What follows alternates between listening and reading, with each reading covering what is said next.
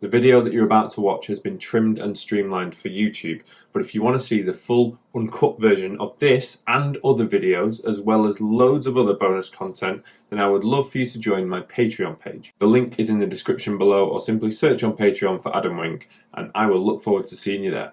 Hey guys, Adam here. Welcome back to another behind the scenes video. Okay, I'm not at a wedding, obviously, but I'm at a property shoot today, so I thought I would do a behind the scenes video and take you behind how I film a property shoot. So today's going to comprise of getting loads of different B-roll and nice cutaways. I've got my sliders, I've got my gimbal, I've got all my equipment for filming this property. Howard's coming down to be the presenter and give the virtual tour in the property, so we're going to film him, audio setup. It's a bit different to weddings, but it's hopefully it gives you an insight into how we do these kind of things. So hopefully it's still pretty interesting for you. I'm going to talk you through my kit, show you kind of the shots and angles I get as I would normally with my behind the scenes at weddings. It's just on a property, and I'm shooting today on the new DJI Ronin RSC2, which I'm going to review as part of today, and I've got a video of that coming soon. And it's really cool because if I press this 3 times, 1, 2, 3, it's got a selfie mode. Check this out. How cool is that? So let me take you behind the scenes of this really cool townhouse property that we're filming today. And 1, 2, back to full camera.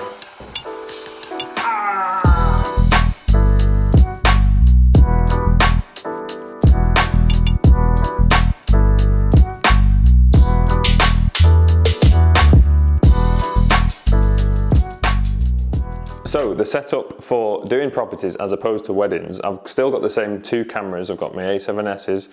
I've got a 24-70 f4 zoom lens on this camera that's going to live on the sliders and the tripods, just to get different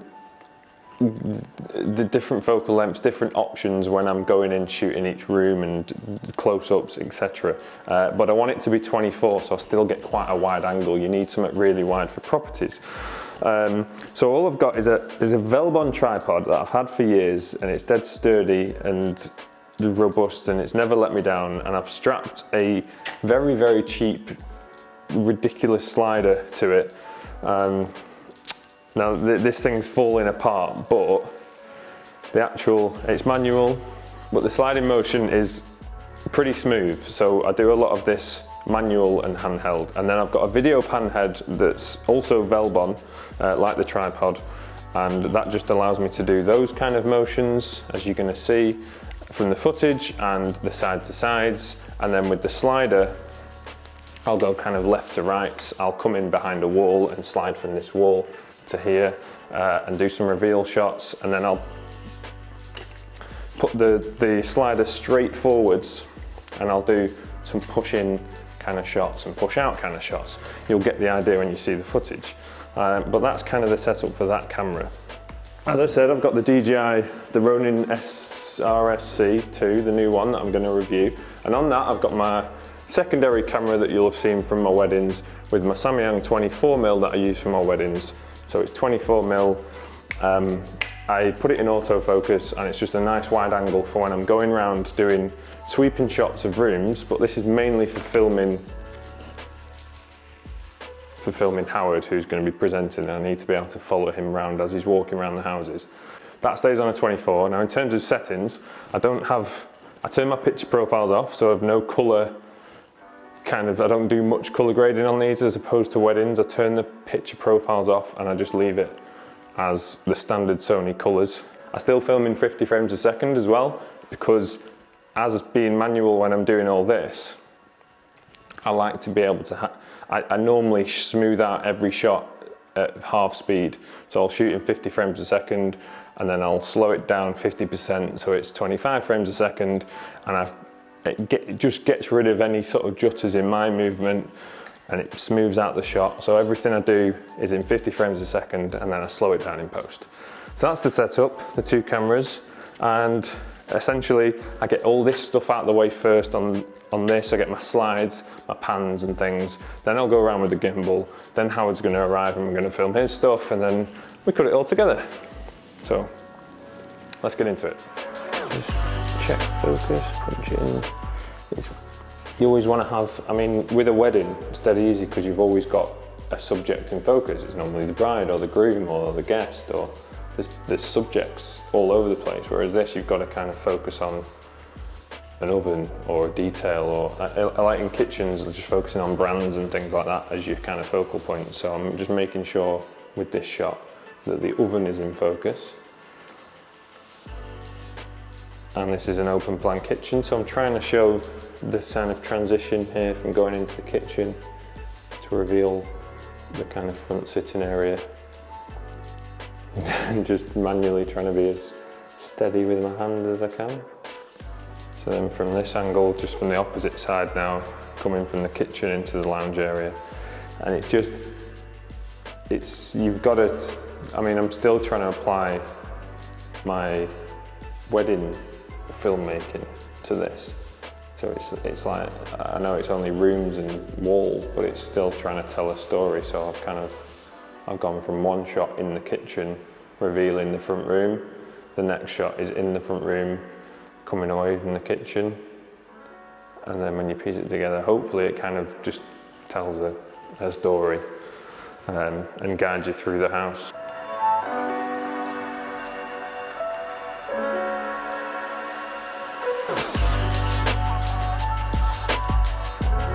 Again, like weddings, I'm always just trying to, the same principles, like telling a story, composition, using light, and kind of, I mean, I don't have, even with these stuff, I don't have lighting equipment, but I'm trying to use the natural light here to get a bit of a cinematic shot, I guess, just the light coming through the window here. With properties, more so than with weddings as well, but especially with properties, you've got to be conscious of the for sale sign outside the window, any streaks of kind of rain marks on the window. Everything's got to be spotless. Worktops, no dust, no dirt.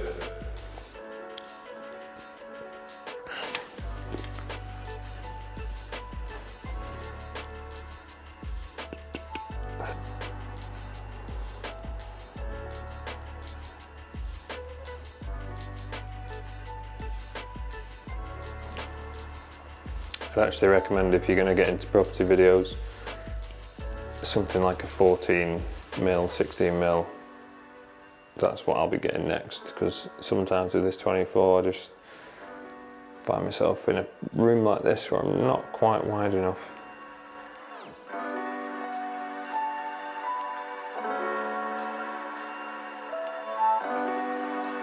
Using this door here to block the window light that's coming through, because it is quite harsh. Potentially when the light changes later, when it gets a bit lower and later in the day, I might come back and reshoot certain things when the light's coming through the windows, and I can shoot the shadows and things like that, maybe. Just got to always go around and make sure that you've turned all the lights on. Because obviously with this place, the development, they've spent a lot of money on the lighting. It elevates the room. You don't want to film the rooms with the lights off, and I do it all the time and I just forget to turn them on. And then it's just things to be always aware of is check each room before you go in, make sure it's clean, wipe down surfaces if you need to, dust, things just in the background, etc. Make sure the lights are turned on, and make sure that you look around for reflections and mirrors that you're not in them, especially in bathrooms, because there's going to be glass in the shower, there's going to be mirrors. I need to make sure I'm not in the shots.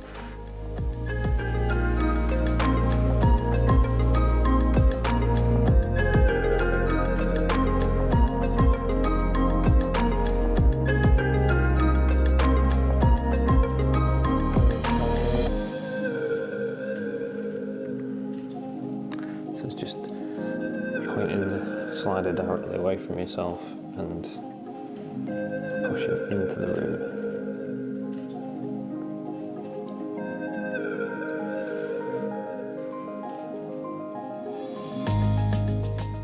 I always try and get every shot, I just repeat the motion a few times so that I know I've got at least one of them will be smooth enough. Just in terms of the kind of along the lines of weddings, principles of filmmaking, if you will.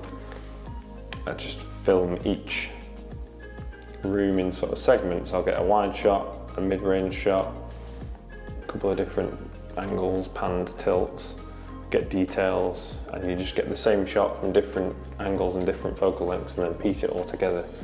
When you put all those shots together, it builds a sequence in the film, and that's where you get your kind of story element to it as well.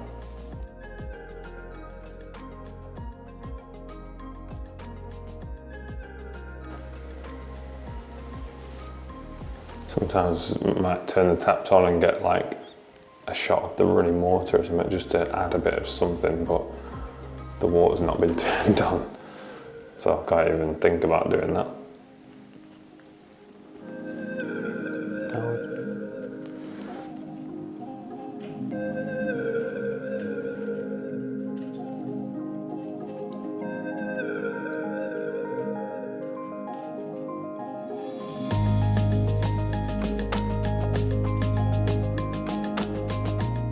Yeah, I just had to get like on my knees because I was right in that mirror in front of the shot.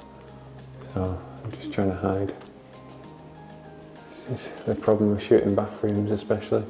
Again, similar deal, just making sure all the lights are on, getting the details, mid-range shots, wide shots, tight shots, tiles, fixtures.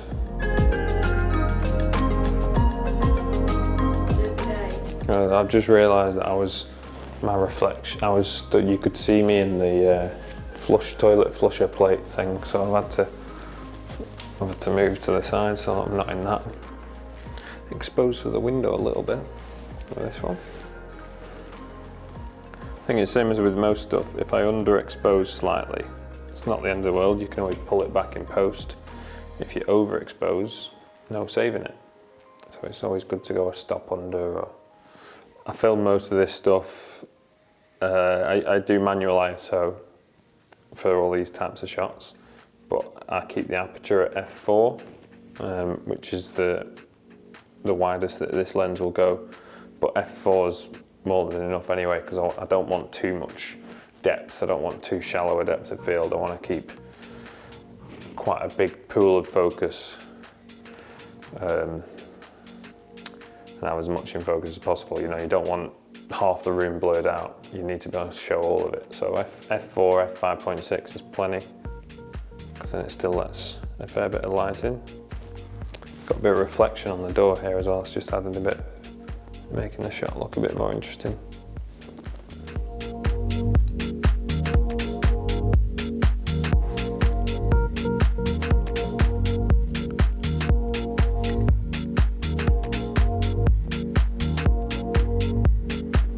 So just as I've pretty much finished doing all the B-roll of the house, it's now started to brighten up and blaze sunlight through the windows,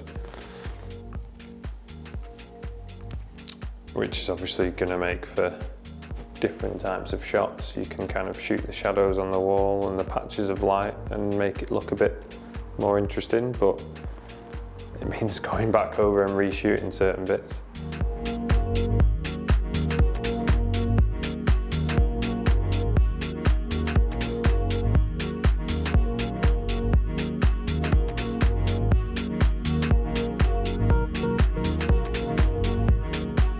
So just going to use the gimbal for the first time to get a quick, just sweeping shots through the house, just things like up the stairs. So I'll just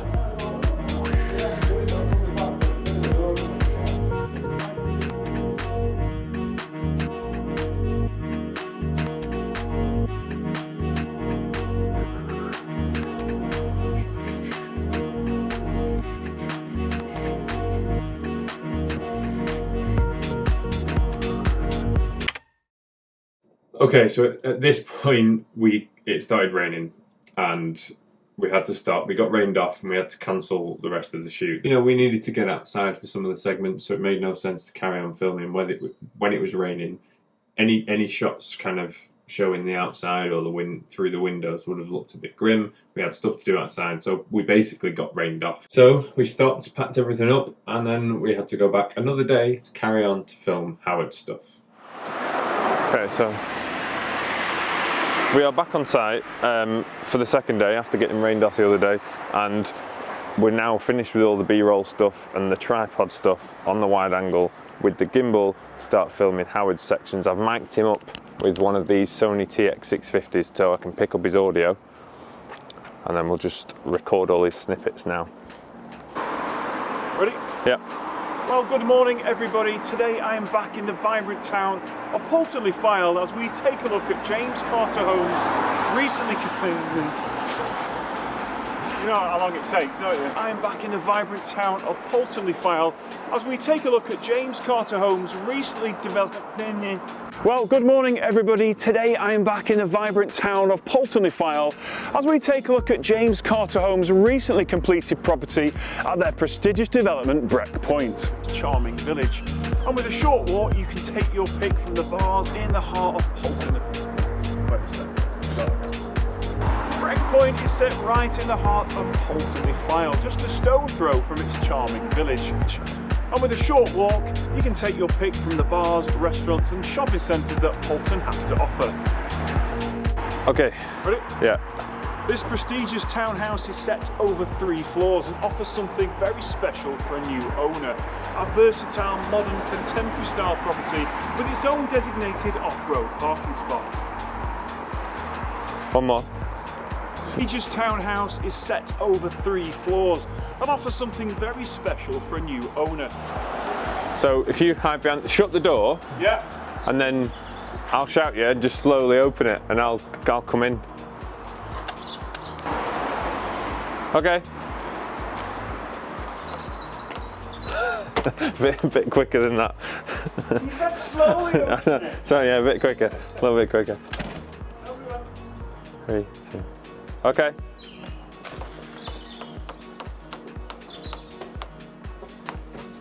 Yeah, alright, I'll just leave it open, come out, I'll leave it open, and I'll... Yeah, go in the kitchen, that's fine. And then we'll just get a quick...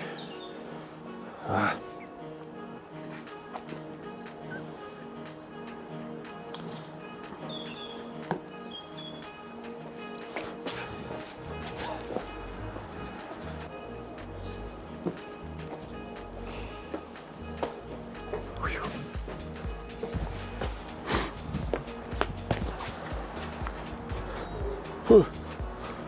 Oh my Jesus.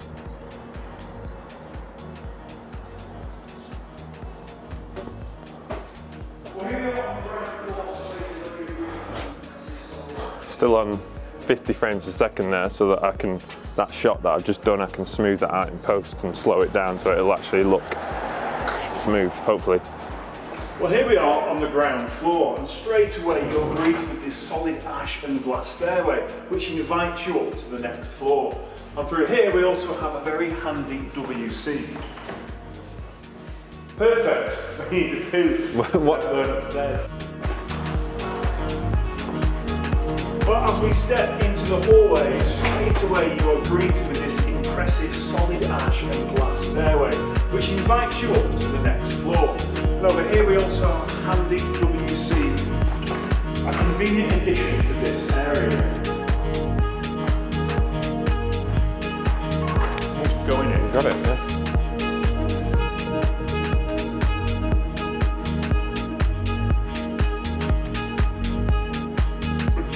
Ready? Yep. And this door to my left leads into the open plan lounge and kitchen area. And just looking at the space we have in here with that natural light flooding in through these large front windows, this area is ready and waiting for you to unleash your creativity and wired for a large flat screen TV and entertainment system. So I was just going to say, if a state-of-the-art functional kitchen is your preference, then this one is bound to impress. I'm in the reflection, but this is super steady. Fills me with confidence compared to the Zion crane. If a state-of-the-art functional kitchen is your preference, then this one is bound to impress. Come back. Maybe walking as you're saying that. Backwards. Yeah. kind of side on a little bit, just to the back a little bit. Bit more, that way a bit. Okay. Ready? Yeah. If a state-of-the-art functional kitchen is your preference, then this one is bound to impress. That was alright then. And then, go on.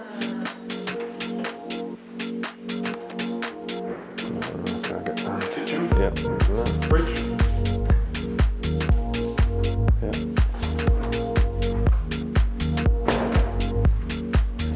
Ready? Yeah. And then close it.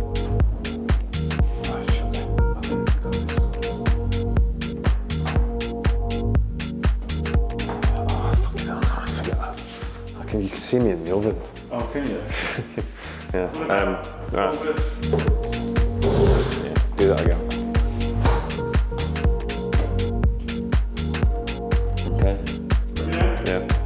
Okay, let's explore further and make our way up to the first floor. They do a great job of concealing the outside noise, a handy requirement when situated close to a railway station. A railway station. Great job of concealing the outside noise, a handy requirement while situated close to a railway. I knew it. A handy requirement when being close to a railway.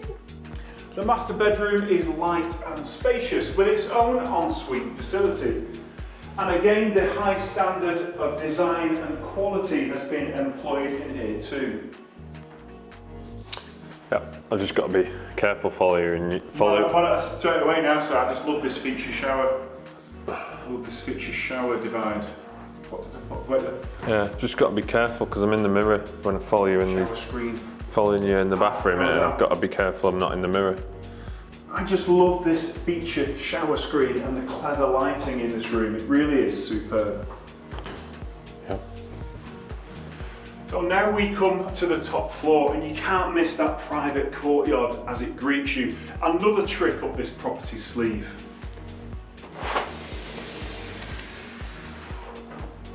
Oh. Yeah.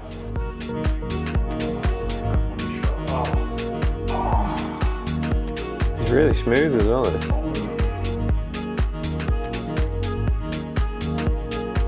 It's probably a smooth. I mean, it's probably a smoother pan than I can do manually with my tripod.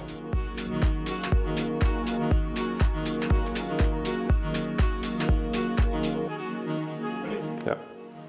Stepping into the top floor bedrooms, you'll immediately notice these large windows which give great views over the streets. We have high ceilings, and with these roof lights there's no loss of natural light.